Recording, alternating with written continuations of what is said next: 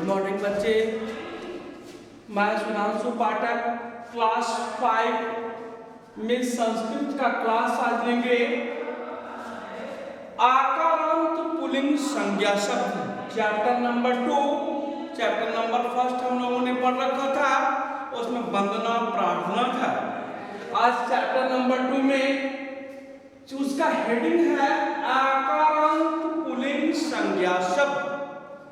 अब सवाल, सबसे बड़ी सवाल क्या उठता है कि हम शब्दों को कैसे पहचानते हैं। शब्दों को पहचानने का तरीका, हम शब्दों को स्वर और व्यंजन से पहचानते हैं। क्यों पहचानते हैं स्वर और व्यंजन से? क्योंकि वर्ण जो होता है दो प्रकार का होता है, स्वर वर्ण और व्यंजन वर्ण। जब वर्ण दो प्रकार का होता है तो शब्द भी दो प्रकार का ही होगा, स्वरांत शब्द और व्यंजनांत शब्द। इसके पहले वाली क्लास में हम लोगों ने पढ़ रखा था कि वैसे शब्द जिसका अंत स्वर से होता है स्वरांत शब्द कहलाता है, और वैसे शब्द जिसका अंत व्यंजन से होता है व्यंजनांत शब्द कहलाता है।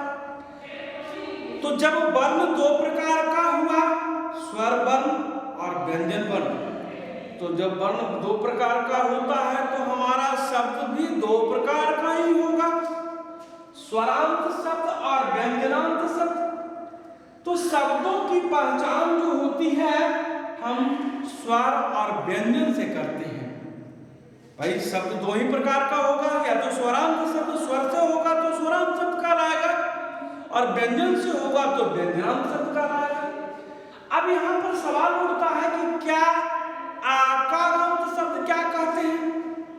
आकारांत शब्द का मतलब होता है कि जब हम कोई आवाज निकालते हैं, हम जब मुंह से कोई बात बोलते हैं, किसी शब्द को बोलते हैं, पानी, लोटा, किताब, थाली, पंखा, टेबल, कमरा, दरवाजा।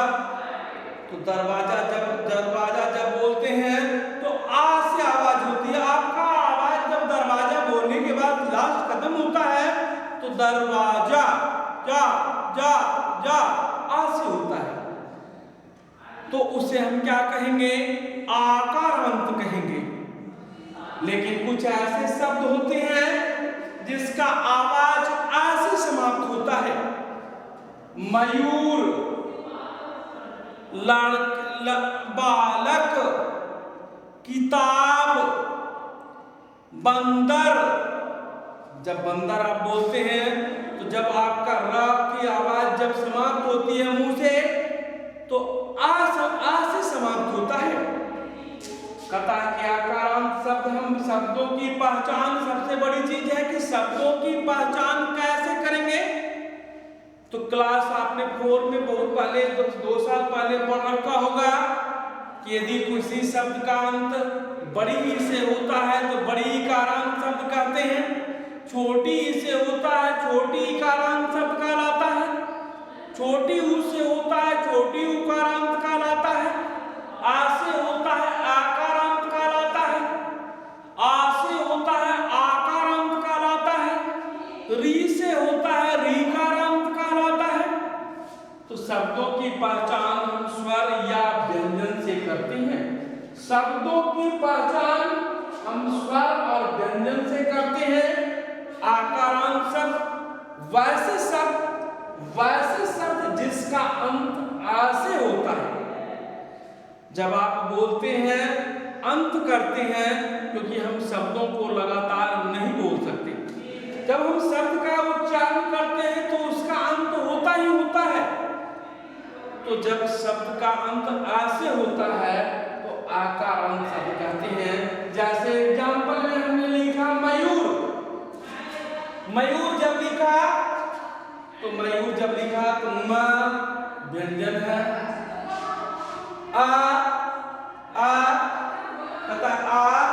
म व्यंजन है, आ जो है स्वर है, आ स्वर है जी, और आ स्वर है, या व्यंजन है, और बड़ी ऊ की मात्रा स्वर है।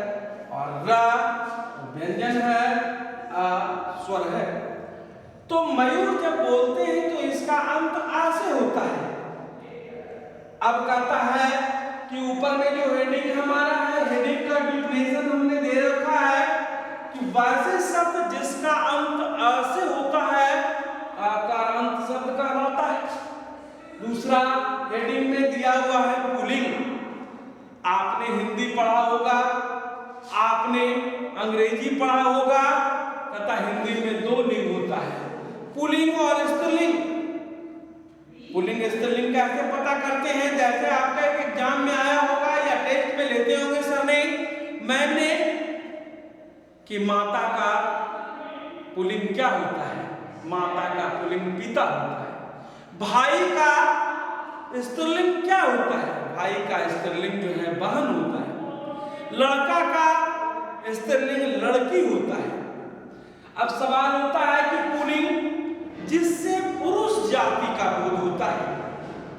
कहता है दो समाज, हमारे समाज में दो तरह के लोग रहते हैं, पुल्लिंग रहते हैं और स्त्रीलिंग रहते हैं। कहता हिंदी में दो लिंग होता है, पुल्लिंग और स्त्रीलिंग। संस्कृत में तीन लिंग हो जाता है, पुल्लिंग, स्त्रीलिंग और नपुंसक लिंग। अंग्रेजी में चार लिंग हो जाता है, masculine gender, feminine gender, common gender and neutral gender. हम संस्कृत पढ़ रहे हैं, संस्कृत की बात करेंगे तो पुल्लिंग, वैसे पुल्लिंग का ऐसे हम डिफिनेशन डिफाइन करेंगे।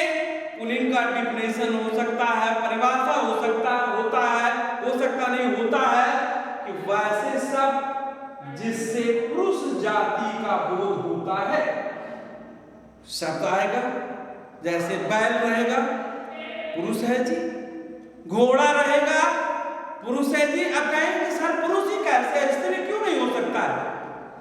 तो आपने देखा होगा कि घोड़ा का स्त्रीलिंग घोड़ी होता है, हाथी का स्त्रीलिंग हथनी होता है, बंदर का स्त्रीलिंग बंदरिया होता है।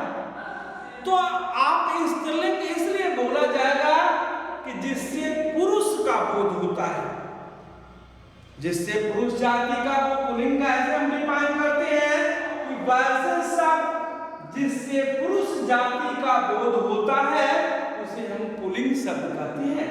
जैसे बालक, लड़का, बैल, मोर, शेर। क्यों भाई? इससे तो पता चलता है कि शेर का स्त्रीलिंग शेर नहीं होता है। यदि स्त्रीलिंग रहता तो शेर नहीं लिखा जाएगा, मोर का मोरनी लिखा जाएगा, बैल का गाय लिखा जाएगा, लड़का का लड़की लिखा जाएगा, बालक का बालिका लिखा जाएगा। तो पुरुष जाति का बोध होता है उसे हम पुल्लिंग कहते हैं। परीक्षा में जब सवाल में आएगा कि आप परिभाषा लिखें, पुल्लिंग शब्द की परिभाषा लिखें, तो आप क्या लिखेंगे? आप लिखेंगे कि जिससे पुरुष जाति का बोध होता है। जिससे पुरुष जाति का बोध होता है उसे हम पुल्लिंग कहते हैं, पुल्लिंग शब्द कहते हैं। अब अलावा संज्ञा, संज्ञा क्या होता है जी?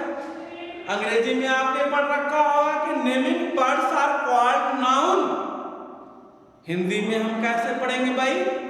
हिंदी में दो डिफिनेशन बताया होगा सर ने, आपने, मैम ने, कि किसी वस्तु, व्यक्ति अथवा स्थान के नाम को संज्ञा कहते हैं। संस्कृत में हमने बताया कि संज्ञा शब्द का डिफिनेशन कैसे लिखेंगे?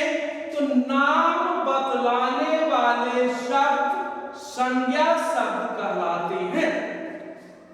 आप क्लास में मौजूद हैं, आप घर में जाते होंगे, क्लास में बैठे हुए हैं, तो आपको बहुत सारी चीजें दिखाई पड़ रही होगी।